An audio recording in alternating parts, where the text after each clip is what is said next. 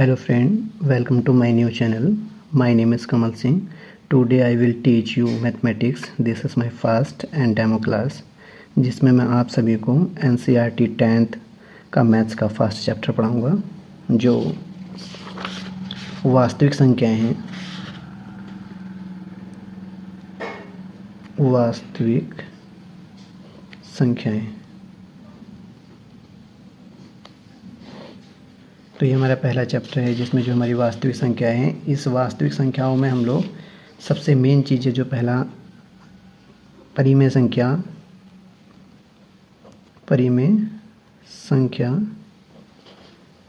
Rational number and second one is अप्रिमेय संख्याएं।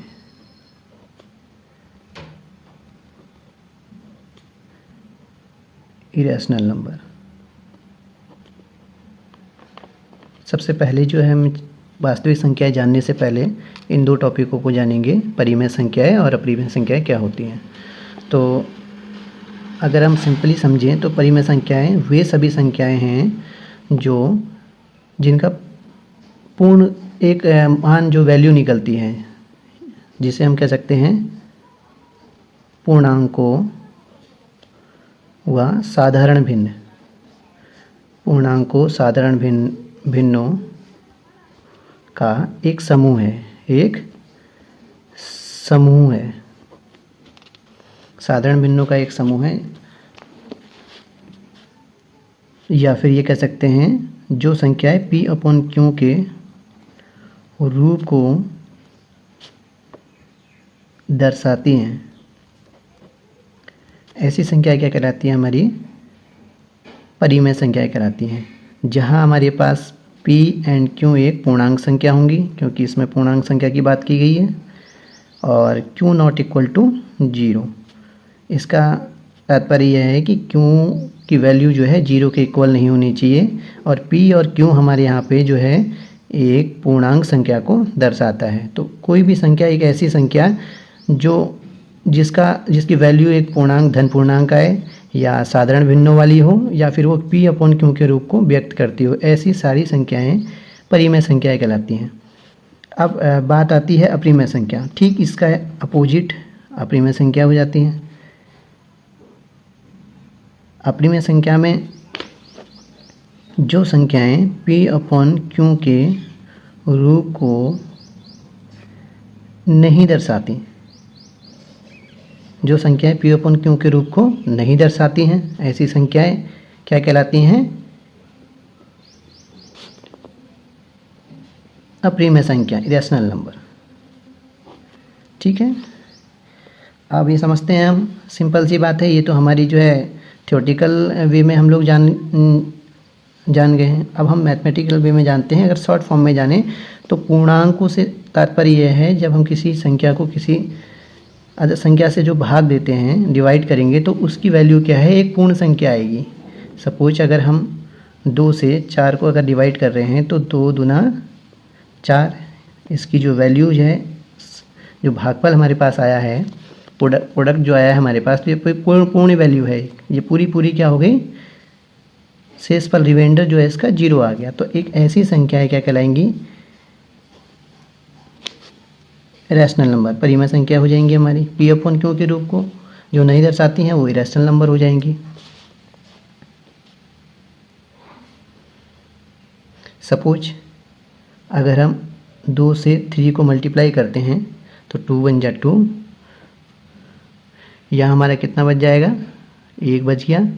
अब हम फिर से यहाँ पॉइंट लेते हैं, यहाँ 0 बढ़ाएंगे, 2 पंजे 10। तो ये संख्या हमारी क्या कहलाएगी? रैशनल नंबर कहलाएगी। क्या कहलाएगी? Rational number. P/Q के रूप को नहीं दर्शाने का मतलब यह है कि कोई संख्या यदि हमको इस टाइप में अगर दे रखी है, डॉट डॉट में है, तो हम लोग इसको क्या कर सकते हैं? इसको P/Q के रूप में परिवर्तित नहीं कर सकते। कैसे? अब अगर यदि हम देखते हैं यहाँ पे अगर पॉइंट हटा दें तो यहाँ 1 तो ऑलरेडी रहता ही है नीचे, तो पॉइंट के बाद जितनी संख्याएं होती हैं उतनी जीरो यहाँ नीचे लग जाते हैं। बट इसमें क्या है, ऐसा नहीं हो सकता है, क्योंकि डॉट डॉट है ये इन्फिनिटी है, इन्फिनिटी तक जा रही हैं संख्याएं, और कितनी जा रही हैं या संख्याओं की काउंटिंग कितनी है ये काउंट हम नहीं कर सकते, तो इसलिए उस अकॉर्डिंग यहाँ जीरो हम नहीं बढ़ा सकते, तो इसीलिए ये पी अपॉन क्यू नहीं बन रही है। तो ये क्या हो जाएगी, एक इरेशनल नंबर हो जाएगी, जिसे हम अप्रीमेय संख्या कहते हैं। अब बात आती है, चलिए हम आगे बढ़ते हैं। जैसे वास्तविक संख्याएं, पहला चैप्टर मैंने आपको बताया। अब आ जाते हैं हम, इसमें दो मेथड हैं।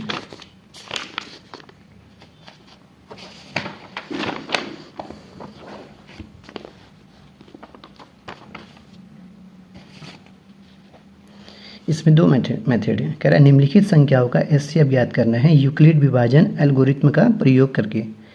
यानी क्या कह रहा है, एचसीएफ ज्ञात करना है, महत्तम समावर्तक जिसे हम बोलते हैं, यूक्लिड विभाजन एल्गोरिथ्म के द्वारा। अब यूक्लिड जो है, मैं यहाँ पे आपको बताता हूँ।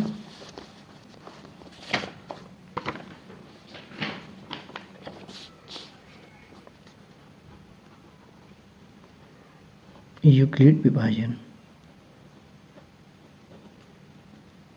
एल्गोरिथम,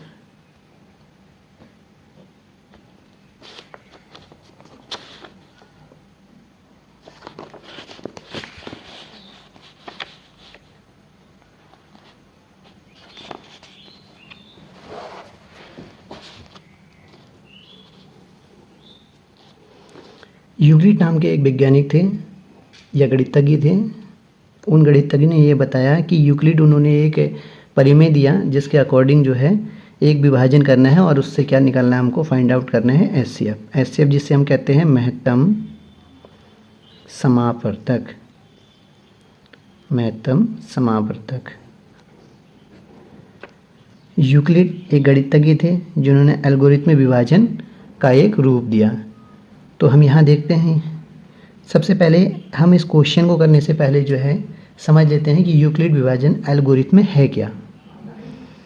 तो ये हम सभी जानते हैं, जैसा कि हम लोग डिवाइड करते हैं तो यहाँ क्या होता है, हमारे पास अंदर जो चीज़ें होती हैं, यहाँ भाज्य होता है, यहाँ भाजक, और भाज्य इस संख्या से इस संख्या को डिवाइड देने के बाद जो हमारे पास प्रोडक्ट बनता है वो हमारा क्या कहलाता है, भागफल। और यहाँ जो बचता है वो क्या कहलाता है, शेषफल। शेषफल लाइक हम किसी संख्या से यदि भाग देते हैं, इस संख्या से हम डिवाइड करेंगे तो 2 का पारा हम इतनी बार पढ़ेंगे कि 8 आ जाए, 2 चक्को 8, और ये पूरा कट गया। यहाँ क्या बचा, शेषफल 0। क्या बचा, 0 बचा। तो ये हमारा जो है क्या हो जाएगा, भाजक हो जाएगा, जिसे हम क्या कह देते हैं, डिवीजर। डिवीजन भाजक हो गया। ये जो प्रोडक्ट हमारे पास बना है, जो शेषफल जैसे हम कहेंगे,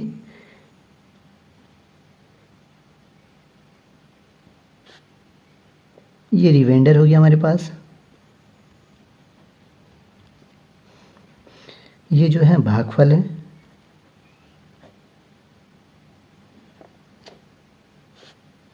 जिसे हम क्वोशिएंट कह देंगे। और हमारे पास ये जो अंदर है जिसे हम लोग भाज्य कह रहे हैं, तो हम भाज्य को बोलेंगे डिवीजर, सॉरी डिवाइडेंट। डिवाइडेंट। तो इसमें जो है हमारे पास जो एक फार्मूला निकल के आता है वो क्या आता है, जैसे कि अब ये देखो 8 जो है, 8 किसके इक्वल होगा, अगर इन दोनों को हम मल्टीप्लाई करेंगे, 2 चक्कू 8 यानी 2 गुणा 4, और जो रिमाइंडर हमारे पास बचा उसको यदि हम प्लस कर देंगे, तो ये तो हम सिंपली जान गए कि अंदर वाली चीज़ें कैसे आएंगी। इन दोनों बाहर वालों को जो हम मल्टीप्लाई करेंगे, ये अंदर जो एक डिजिट है ये इन दोनों के मल्टीपल के प्लस 0 जो रिमाइंडर है उसके इक्वल है। यानी इसका जो फार्मूला बन गया, अब क्या बन गया, ये तो हमारी संख्याओं में बना है इसी क्वेश्चन के अकॉर्डिंग। यदि हम बेसिक फार्मूले, एक स्टैंडर्ड फार्मूले में जाएं, इसके व्यापक फार्मूला जो इसका क्या बन जाएगा, अंदर वाली जो संख्या उसको क्या कहेंगे हम लोग, भाज्य। इक्वल भाज्य बराबर भाजक गुणा भागफल, क्योंकि ये दोनों मल्टीप्लाई हो रहे हैं, भाजक गुणा भागफल प्लस ये जो लास्ट में बचा है नीचे हमारा क्या बचा, रिमाइंडर, जिसे क्या कहते हैं, शेषफल। तो इसको जो है ये एक हमारे पास व्यापक फार्मूला आ गया। हमने छोटी कक्षाओं में भी पढ़ रखा है कि भाज्य बराबर भाजक गुणा भागफल प्लस शेषफल, जिसे हम लोग शॉर्ट वे में a बराबर बी क्यू प्लस आर के रूप में व्यक्त करते हैं, और इसी के रूप में व्यक्त करके एचसीएफ का मान निकालना, एचसीएफ की वैल्यू निकालने को ही यूक्लिड विभाजन परिक्रम कहते हैं। यूक्लिड विभाजन प्रक्रम बोलो या यूक्लिड विभाजन एल्गोरिथम बोलते हैं परिमेय। ठीक है, अब बात आ जाती है ए क्या है। तो ए हमारे पास यहाँ पे डिवाइडेंट, क्योंकि भाज्य को हम लोग क्या बोले थे, dividend, dividend equal to B क्या है हमारे पास, भाजक है। भाजक को हमने क्या बोला, डिवाइजर बोला, डिवाइजर इनटू ये हमारे पास जो क्यों आ रहा है, ये क्यूसेंट, क्यूसेंट,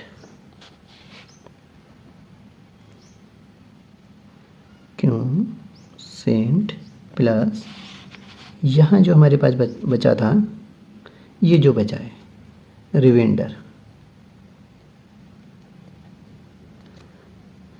तो इसीलिए इस फार्मूले से शॉर्ट वे में हम लोग बोल देते हैं ए बराबर बी क्यू प्लस आर। तो ये क्या है, यूक्लिड विभाजन परिक्रम को दर्शाता है। यूक्लिड विभाजन यूक्लिड गणितज्ञ का ये कहना है कि आप एचसीएफ तो निकालना है, क्योंकि एचसीएफ तो एक एलसीएम की मेथड से भी निकल जाता है, बट यहाँ पे क्या विभाजन परिक्रम के द्वारा निकालना है और उसको इस फॉर्म में व्यक्त करना है। तो हम इसके पहले क्वेश्चन में आते हैं। जैसे पहले क्वेश्चन दे रखा है, यहाँ पे कह रहा है कि निम्नलिखित संख्याओं का एचसीएफ ज्ञात करें, और करने के लिए यूक्लिड विभाजन एल्गोरिथम का प्रयोग करना है 135 और 225।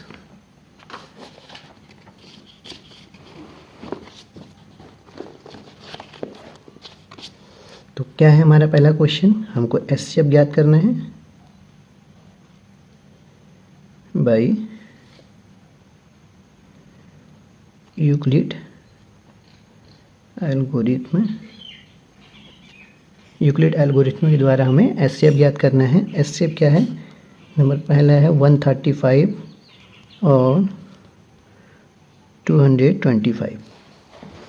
तो कभी कभार हमारे ये होता है कि बड़ी संख्या आगे भी दी रहती है और छोटी संख्या पीछे भी दी रहती है, तब हम इनको जो है सीक्वेंस में लगा लेना है कि छोटी संख्या आगे ही रहेगी और बड़ी संख्या हम पीछे रख लेंगे। हमें क्या करना पड़ता है इसमें, क्योंकि हमें मालूम है यूक्लिड विभाजन एल्गोरिथम में ए बराबर बी क्यू प्लस आर के फॉर्म में इसको हमको लिखना होता है। तो इससे पहले, इस फॉर्म में लिखने से पहले हम इसको भाग दे लेते हैं, जिससे हमको आसानी से इसका इस फॉर्म में आंसर मिल जाएगा। बड़ी संख्या को हम अंदर डालेंगे और छोटी संख्या हम बाहर लेंगे। अब हम क्या करेंगे, डिवाइड करते हैं नॉर्मली, जैसा हम जानते हैं 135 का पढ़ना हमें भी नहीं आता है और ना ही आपको आता है। ये पॉसिबल नहीं है कि हमको 135 का पढ़ना आए। तो इसके लिए हम क्या करते हैं, इसके एक डिजिट को यहाँ ढक देंगे, और जितनी डिजिट को आप यहाँ से ढकोगे उतना ही आप यहाँ से ढकोगे। तो एक ये एस्टिमेट फार्मूला है कि एक एस्टिमेट मिल जाता है हमको कि कितने तक में पढ़ना जाएगा। यहाँ हमने दोनों को ढक लिया, तो हम 13 का पढ़ना पड़ेंगे। 13 कम 13, 13 दूनी 26, यानी 22 में 26 दो बार में ज़्यादा हो जा रहा है। ठीक है, तो हमको इस वजह से ये भी पता लग जाएगा कि जब 13 का पढ़ना दो बार में ज़्यादा हो रहा है, तो 135 का पढ़ना भी दो बार में ज़्यादा हो जाएगा, क्योंकि 270 हो जाएगा 135 गुना। तो यहाँ हम डायरेक्ट क्या करेंगे, एक बार में जाएगा। यहाँ से हमको एस्टिमेट मिल गया, तो 1 टाइम में जाएगा 135, बचेगा कितना 0, माइनस कर लेंगे। यहाँ एक कैरी लेंगे तो 12 हो जाएगा, 12 में से 3 जाएगा तो 9 हो गया हमारे पास। 1 में से 1 गया 0। अब देखेंगे हम इसमें से इसको भागा जा रहा है, नहीं जा रहा है, क्योंकि छोटी संख्या हो गई। तो उस कंडीशन में हम क्या करते हैं कि भाई अगर भागा नहीं जा रहा है तो हम नॉर्मल क्वेश्चनों में तो क्या करते हैं, यहाँ पॉइंट लगाते हैं, इसको बड़ा कर लेते हैं, बट यहाँ पे ऐसा नहीं करना है हमें। ये विभाजन एल्गोरिथम यूक्लिड एल्गोरिथम है, तो यहाँ पे कोई भी पॉइंट नहीं लेंगे हम। तब क्या करेंगे उस कंडीशन में कि ये इसको यदि डिवाइड नहीं कर पा रहा है तो इसका ये कहना है कि भाई आप आ जाओ अंदर। अब ये अंदर आ जाता है। अब इससे इसको डिवाइड करेंगे। 90 का पारा लगभग सबको आता है।